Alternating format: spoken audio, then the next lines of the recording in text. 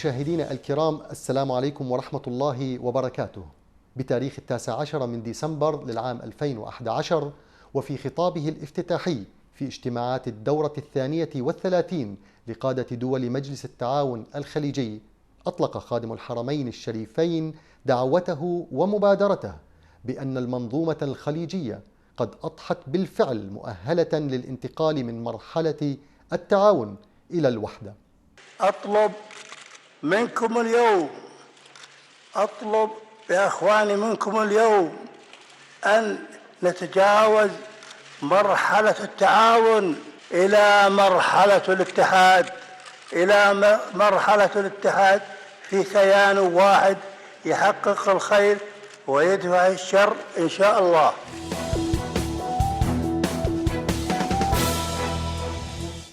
وبعد مرور عام كامل على هذه الدعوة، وعلى هامش اجتماعات الدورة 33 لقادة دول مجلس التعاون الخليجي في العاصمة البحرينية المنامة، وهنا ومن على أرضها، نعيد مجددا تسليط الضوء على هذا الموضوع الهام. ويسعدنا أن يكون ضيفنا في هذا اللقاء الخاص الكاتب الصحفي والإعلامي البحريني الأستاذ سعيد الحمد. باسمكم أرحب به على شاشة الإخبارية السعودية. أهلا وسهلا بك أستاذ سعيد في هذا اللقاء. يعني يسعدني اليوم أن ألتقي بالأخوة المشاهدين وأن نتحدث عن هذا الموضوع الأهم. أستاذ سعيد، لندخل مباشرة إلى الموضوع. هل الوحدة الخليجية نتيجة طبيعية أم حاجة استراتيجية؟ والله هي الثنتين، هي نتيجة طبيعية وأيضا حاجة استراتيجية ملحة أيضا، إذا سمحت لي أضيف. طبيعية لأن مسألة الوحدة الخليجية مطروحة من 1967 في الاتحاد التساعي.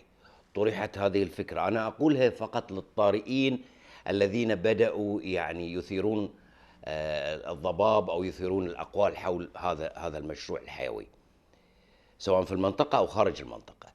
هذا الموضوع مطروح من 67 الاتحاد التساعي، الظروف ما كانت مهيئة، ولكن في سنة 81 بدأ مجلس التعاون.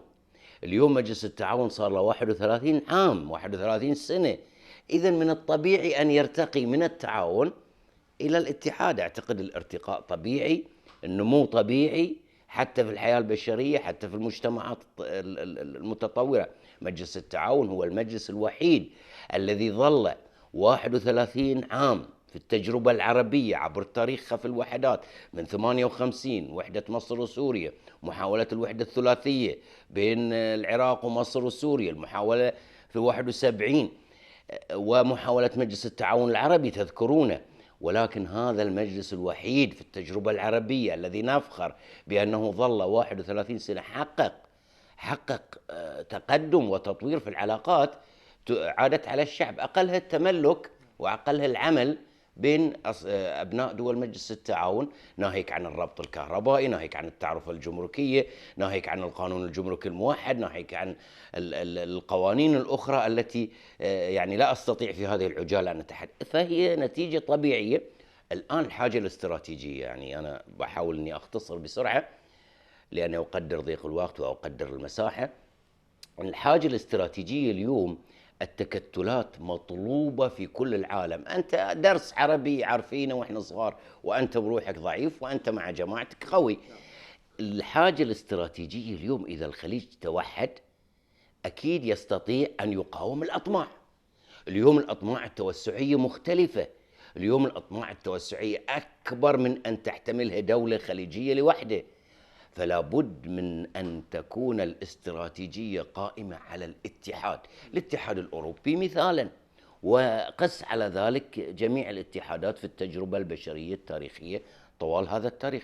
فهي حاجة استراتيجية ملحة، حاجة استراتيجية يعني تفرض نفسها في هذا التوقيت، في هذا المفصل التاريخي الذي تمر به المنطقة.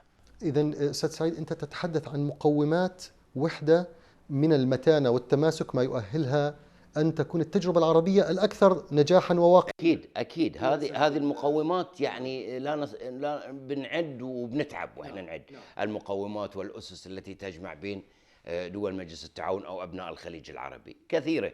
هذا يطرح تلقائيا سؤال آخر عن الطريقة التي استقبل بها، الكيفية التي استقبل بها قادة وشعوب دول مجلس التعاون الخليجي لهذه الدعوة من خادم الحرمين الشريفين. كيف تقدر هذا الاسم؟ شوف، أنا أريد أخوي أشرف أني أطرح نقطة مهمة، وهي أن خادم الحرمين الشريفين طرح موضوع الارتقاء بالتعاون إلى الاتحاد وهو رئيس للقمة.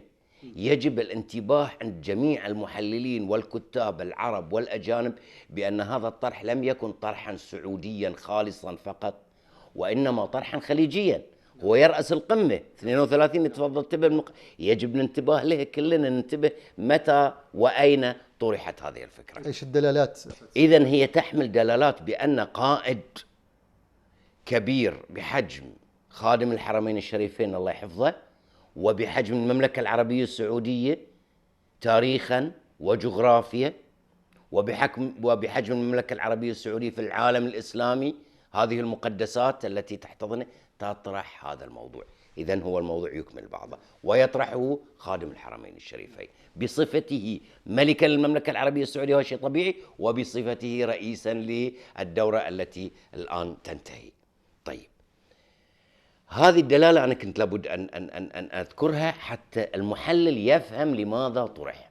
أي محلل سياسي، أي محلل إعلامي، وخصوصا من يتصيدون أن هذا الاتحاد مفروض من قبل دولة خليجية كبيرة بحجم المملكة العربية. لا، هذا الاتحاد ليس مفروضا، بدليل، وسأجيبك على سؤالك وكأنك تسبقني بالأسئلة أخوي. بدليل استقبال دول، أنا ما بتكلم عن الزعماء والرؤساء، عندهم تصريحاتهم، عندهم وسائلهم، دعنا نتكلم عن الشعوب يا أخي.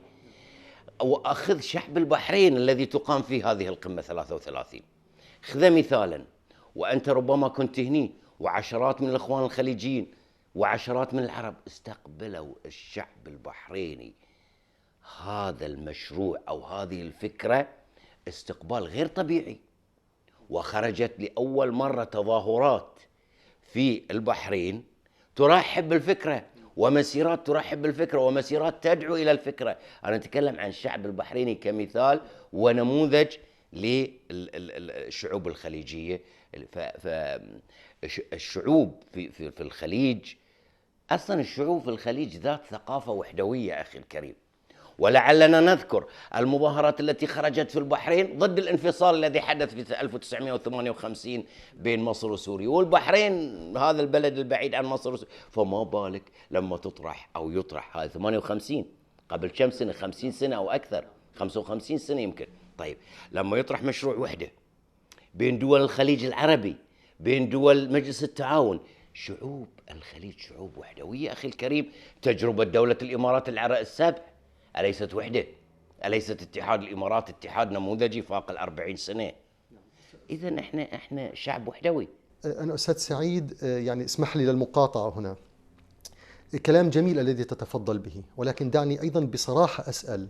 نحن نعيش الآن في زمن الحرية والفضاء المفتوح. أكيد. وأنت رجل إعلامي وراصد سياسي، لا شك أنك استمعت إلى بعض أصوات من النخب السياسية، أيضا الإعلاميين الكتاب، لعل بعضهم قد أبدى شيئا من المخاوف من مسألة الوحدة. تدري أن هناك كل دولة خليجية أيضا لها ترتيباتها وشؤونها الداخلية.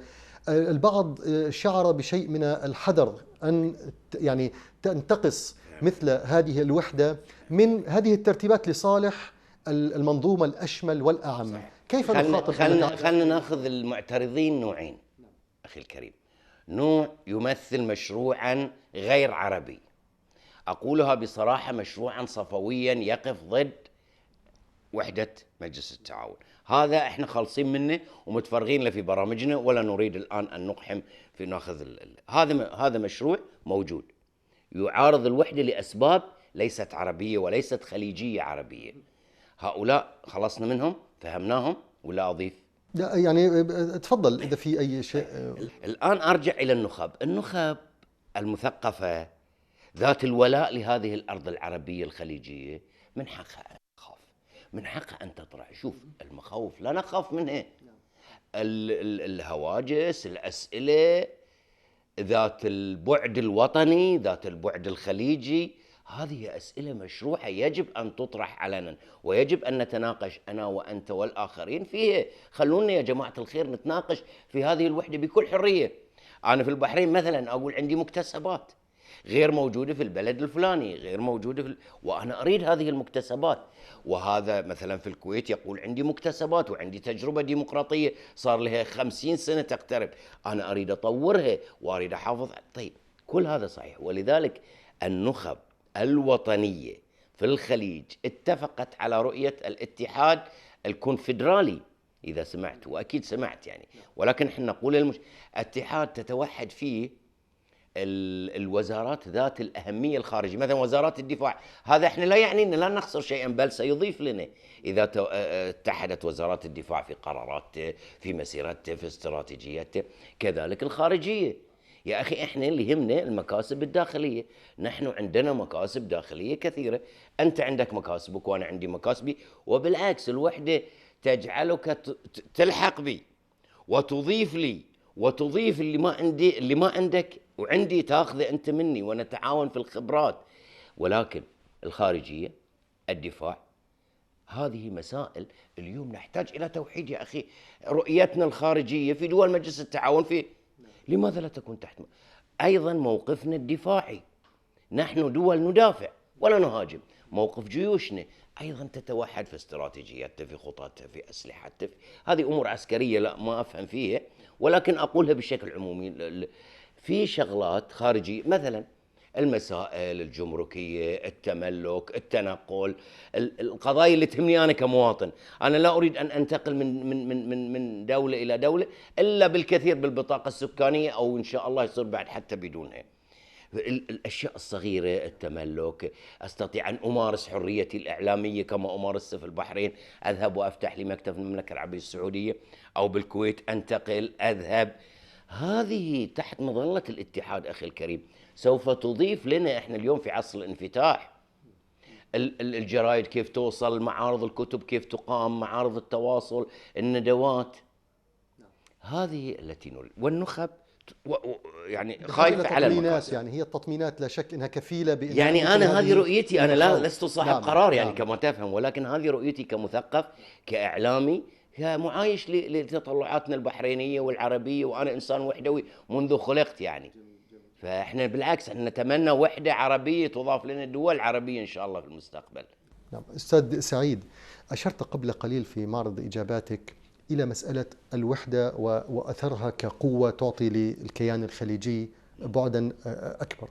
نحن نعيش الآن في زمن التكتلات. صحيح. من طفولتنا ونحن نشأنا نسمع عن حلف الناتو والوارسو، وثم يعني شهدنا أيضا ميلاد الاتحاد الأوروبي. صحيح. واتحاد أيضا جنوب شرق آسيا الآسيان. صحيح. وكثير بعد ذلك من التكتلات. الآن الوحدة الخليجية برأيك كمنظومة، هل هي قادرة على مزاحمة هذه التكتلات العملاقة وفرض نفسها كواحدة من التكتلات الكبرى القوية على مستوى العالم؟ لن نقول مزاحمة، ولكن دعنا نقول موجودة. إذا احنا متفرقين لن يكون لنا صوت ولن يكون لنا وجود. هذه تجربة نعرفها ونفهمها. اليوم التكتلات هي التي تستطيع أن تبقى، ودليلنا مجلس التعاون. مجلس التعاون صار له الآن بيدخل العقد الرابع من عمره إن شاء الله المديد، واللي بيصير وحدة إن شاء الله أو اتحاد. طيب اليوم أنت أمام صراعات عالمية تقودها قرارات عالمية، تقودها مواقف عالمية موحدة. في الأمم المتحدة اليوم ما في صوت بريطاني لوحده، ولكن صوت ممكن يمثل الاتحاد الأوروبي في المسائل الأساسية المعيشية الاقتصادية وغيرها والاستثمارية. لماذا لا يكون لك صوت أنت؟ الآسيان اليوم تتحرك على العالم في استثماراتها أيضا برؤية موحدة، برؤية قريبة من التنسيق، برؤية قريبة من التفاهم. ما أنافسك وتنافسني وإحنا في منطقة واحدة. أنت عندك صناعة بتروكيماويات، أنا يجب أني أضيف لها واستثمر معاك ونطلع كلنا يمين، وتطلع صناعتنا قوية. أكيد اليوم التكتلات بعد التجربة الأوروبية بعد الحرب العالمية الثانية من 1945 بعد نهاية الحرب، ثبت لدى العالم بأن التكتلات هي الصامدة، هي القوية، هي الباقية في التاريخ. بعدين أنت لاحظ الأزمات اليوم يتعرض لها، ما في كبير على الأزمات. ما تعرضت أمريكا لأزمة 2008، أزمة هزت الاقتصاد هزا لليوم ما لم تستطع أن يعني بغيت أنا أستخدم لهجة شعبية يعني في التعبير، لكن الخليجيين كلهم يعرفونها. على كل، اليونان من أنقذها غير الاتحاد الأوروبي؟ اليونان ألم تكن على وشك إعلان إفلاسها قبل أشهر؟ إسبانيا الآن. طيب إحنا لسنا معرضين؟ كلنا معرضين. أنا أستاذ سعيد باختصار بتبقي عندي أيضا سؤالين مهمين لابد أن نطرحهم. كل شيء يحتاج إلى في المنظومة الدولية، لا أستخدم مصطلح تبرير وإنما تسويق. إذا أردنا أن نسوق قرار الوحدة الخليجية، ما هو تعتقد المدخل المناسب له؟ هل هي الوحدة السياسية، الوحدة الجغرافية، الوحدة الاقتصادية، الوحدة الأمنية، أم شيء غير ذلك نقدم هذا الوحدة إلى العالم؟ هل في العالم ضد هذه الوحدة؟ نعم. الأسئلة المطروحة يعني في ذهني أنا الآن. يعني أنت الآن بكل صراحة أستاذ سعيد، إحنا لاحظنا أنه بعض الدول في الإقليم استقبلت قرار الوحدة بامتعاض وبرفض، ولعلك يعني رصدت كثير من تصريحات مسؤولينها إذا سمحت لي برفض هذه الوحدة واعتبرته موجه ضدها. يعني هذا أيضا جزء من واقعك أنت الجغرافي وجزء من واقعك في العالم، تحتاج أن تتعامل معه، فتفضل. هذه الدول إذا بعد بضيف لك طلعت مظاهرات ضد الوحدة. ألم تخرج مظاهرات مدفوعة الثمن ضد الوحدة على أساس أنها بتنال من أمنها أو هذه مهما قدمنا لها من مبررات لن تقتنع بوحدتنا، لأن وحدتنا قوة لها وتمنع أيضا حلمها في التمدد للخليج. أنت لا يخفى عليك الصراع في الخليج، صراع دولي وصراع إقليمي في احتلال الجزر على سبيل المثال اللي صار له أيضا. فإحنا لم نحل هذه القضية وما زال التمدد. عسكرة الجزر حدث في الفترة الأخيرة. طيب هذه الدول الإقليمية لن ترضى عنك ولن ترضى عن وحدتك، لأن وحدتك قوة لك. لكن سؤالك مهم، وهو كيف نسوق هذه الوحدة في العالم أمام الدول، أمام المنظومات، أمام المنظومات الحقوقية والمنظومات التجارية والاستثمارية.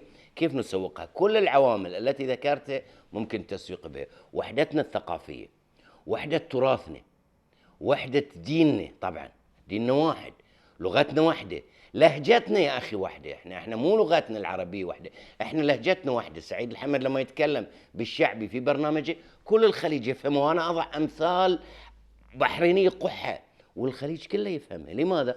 إذن احنا عندنا مقومات اللهجة، طبعا الدين، اللغة، التاريخ والجغرافيا. التاريخ تاريخنا واحد، تاريخنا المشترك واحد، الجغرافيا واحدة، نحن خط واحد نمثل إقليم واحد تقريبا، اللهم إلا هذه التجزئات والتسميات اللي تعرفها. فإحنا عندنا كل هذه المقومات يجب أن إحنا نسوق بها مشروع الوحدة، ونسوق أيضا أخي الكريم بموضوع مهم ولا يراد له في الخليج، وهو الاستقرار. نحن من الدول العربية التي ظلت مستقرة طوال عقود وعقود. استقرارنا ميز منطقتنا، السلام عندنا، ميلنا إلى السلام، شعوبنا تحب السلام وليست شعوب عنف أو اقتتال أو احتراب. نحن عندما يأتي الأجنبي إلى منطقتنا يعيش في أحيائنا الشعبية، في فرجاننا، فكل هذه مقومات. أيضا عندنا المقومات السياحية، نحن نكمل بعضنا بعض في السياحة، عندنا الشواطئ، عندنا السواحل، عندنا أيضا إمكانيات الاستثمار، قوانين الاستثمار. كل هذه مقومات أخي العزيز تسوق لاتحادنا، فقط نحن بانتظار القرار بهذا الاتحاد. نحن على أحر من الجمر يقترحون النخب بأن الدول الجاهزة تبدأ بالاتحاد كما الاتحاد الأوروبي. الدول الجاهزة قوانينها ومرتبة حالها تبدأ بالاتحاد. نبدأ ب3 دول، نبدأ ب4، نبدأ ب2 دولتين فليكن، ولكن الخطوة دائما المشوار ال1000 ميل يبدأ بخطوة واحدة. أستاذ سعيد، لعل الآن على ضيق الوقت أن يعني أجنح إلى سؤالي الأخير. أجتمع اليوم معك ونحن على مشارف اجتماع قادة دول الخليج في دورتهم 33 التي تستضيفها عاصمتكم البهية الجميلة المنامة.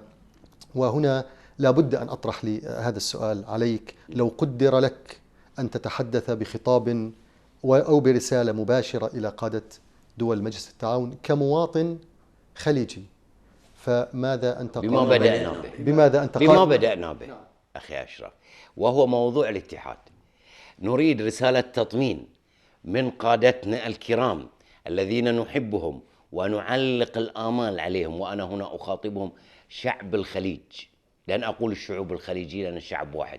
شعب الخليج معطوفا على الشعب العربي يريد رسالة تطمين بأن موضوع الاتحاد يمضي قدما، وإن شاء الله تعقد له قمة. يعني أنا كمواطن أريد تطمين أن موضوع الاتحاد اطمئنوا عليه لم ينتهي.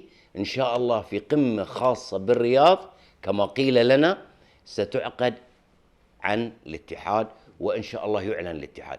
لكن فقط نريد من هذه القمة سطر واحد تطمين للشعوب العربية وشعب الخليج بأن الاتحاد مشروع قائم، واطمئنوا يا شعب الخليج.